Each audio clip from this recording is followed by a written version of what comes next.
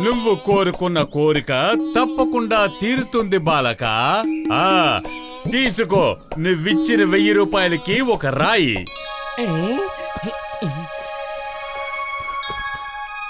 నాకు ఉద్యోగం దొరకాలి. దొరుకుతుంది.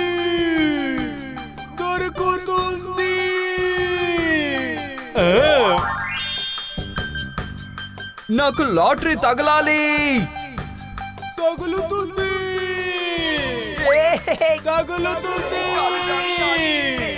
చమత్కారి బాబా की जय. चमत्कारी बाबा की जय. बाबा की जय. बाबा की जय. बाबा की जय. बाबा की जय. बाबा की जय.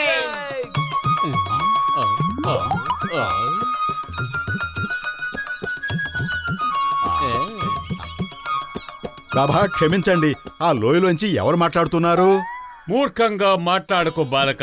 ఆ లోయకాయన రాజు. ఒకరు కోరుకున్న కోరికల్ని ఆయన తీరుస్తాడు.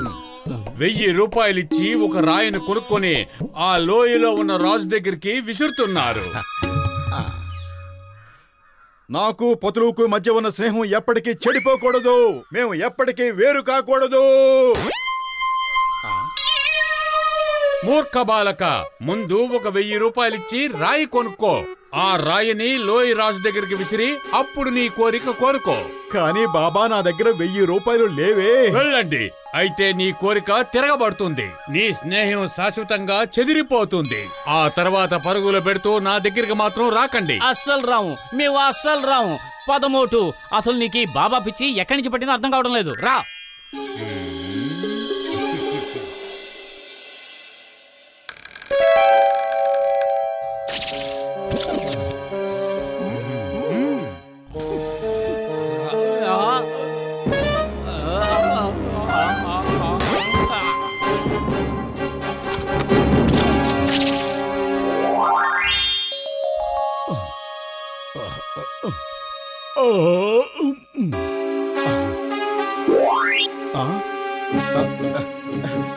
పతులు పతులు పతులు ఎక్కడికి వెళ్ళాడు? నీ కోరిక తిరగబడుతుంది. నీ స్నేహం శాశ్వతంగా చీలిపోతుంది. వద్దు, వీల్లేదు. పొతులు ఎక్కడికో మాయమైపోయాడు. నేను చమత్కార్ బాబాకి 1000 రూపాయలు ఇచ్చి రాయి కొనలేదు. పొతులు కనిపించడం లేదు. నేను ఇప్పుడే వెళ్ళి ఎలాగోలాగా 1000 రూపాయలు సంపాదించి చమత్కార్ బాబాకి ఇవ్వాల్సిందే.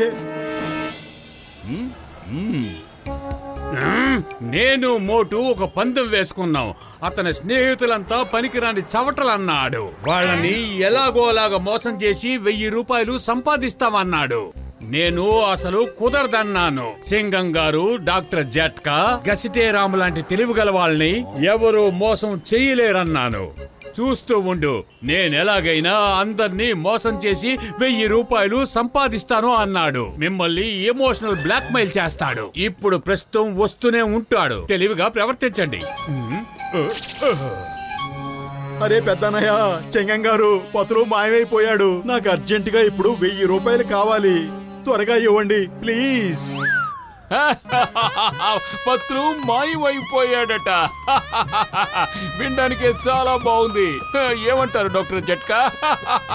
కానీ సారీ, నా దగ్గర 1 రూపాయి కూడా లేదు. మోటు నా సహోదరుడా, నా ప్రాణ స్నేహితుడా, పత్రులు కనిపించకుండా పోయాడని వింటుంటే భలే సరదాగా ఉంది. నిజం చెప్పాలంటే నా దగ్గర కూడా డబ్బులు లేవు. ఆ దేవుడి మీదట్టు జేబులో చిల్లి గవ్వ కూడా లేదు. ఉంటే తప్పకుండా ఇచ్చుండేవాణ్ణి. ఏమంటావు గసిటే? లగాయితూ నా 20 ఏళ్ల అనుభవంలో పతులు మొదటిసారిగా కనిపించకుండా పోయాడు.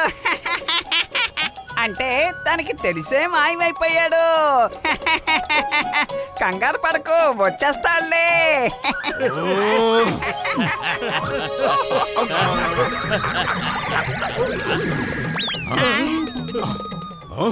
అరే, నా స్నేహితుడు కనిపించకుండా పోయాడు. మీ అందరికి వింటుంటే సరదాగా ఉందా? అందరూ అయిపోతారు. ఒకేసారి అందరూ అయిపోతారు. ఒక్క మాట వినండి, మీరందరూ నాకు పతుడిని వెతకడంలో సహాయం చెయ్యలేదు అంటే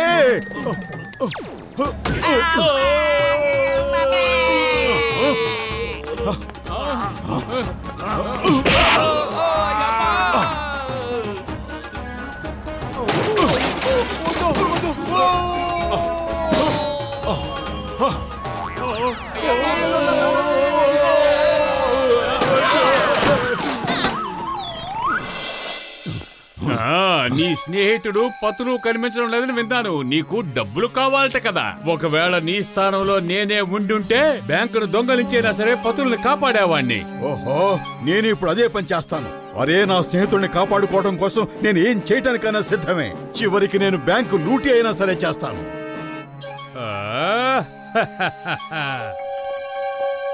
ఏమిటి, నన్ను ఇక్కడికి ఎవరు తీసుకొచ్చారు?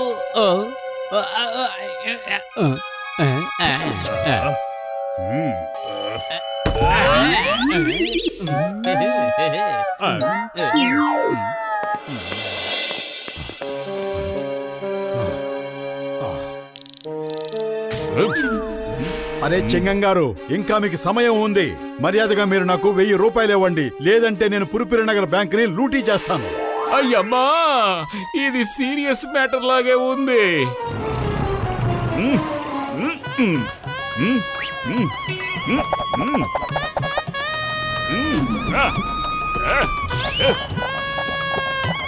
The name is చింగం. చింగం చేతిలోంచి తప్పించుకోవడం ఇంపాసిబుల్. మోటు, నిన్ను నలువైపుల నుంచి పోలీసులు చుట్టుముట్టారు. మర్యాదగా మాకు లొంగిపో, లేదంటే లేదంటే లేదంటే లేదంటే. అయ్యమ్మా, యమ్మా.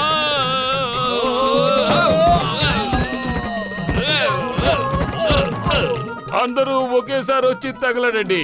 ఎందుకు ఒక్కొక్కరుగా ఒక్కోసారి వస్తున్నారు? సారీ సారీ, నేనేదో తమాషాగా అన్నాను. వద్దు అమ్మా.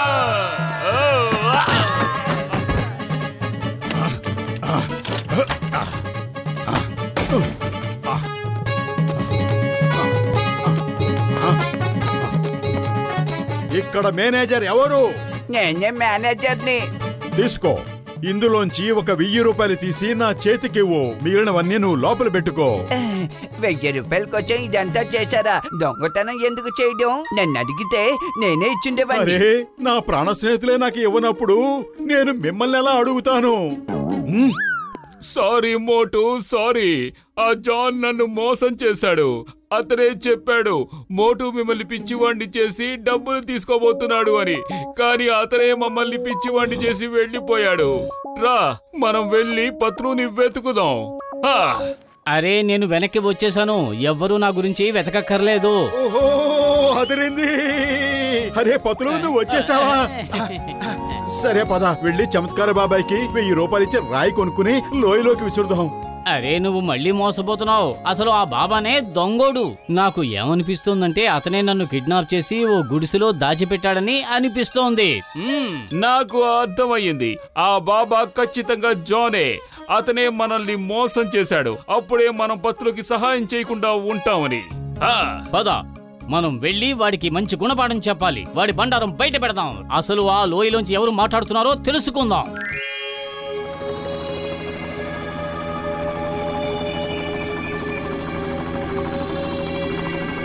నాకు లాటరీ తగలాలి. తగులుతుంది, తగులుతుంది. అరే, ఈ బాబా ప్రజలందరినీ పిచ్చి వాళ్ళని చేస్తున్నాడు. తగులుతుంది, తగులుతుంది, తగులుతుంది.